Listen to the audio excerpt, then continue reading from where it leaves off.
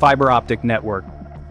Could an ancient artifact really contain a fiber optic network? I mean, it sounds like science fiction, but MIT's analysis is honestly forcing a scientific reckoning. Using the nanometer-scale imaging capabilities of their MIT.nano facility, researchers examined the 52 filaments connecting the microspheres. Dr. Michael Lipson, a pioneer in silicon photonics at Columbia University, reviewed the data and confirmed the filaments have diameters ranging from 40 to 350 microns, the exact size range of modern fiber optic cables.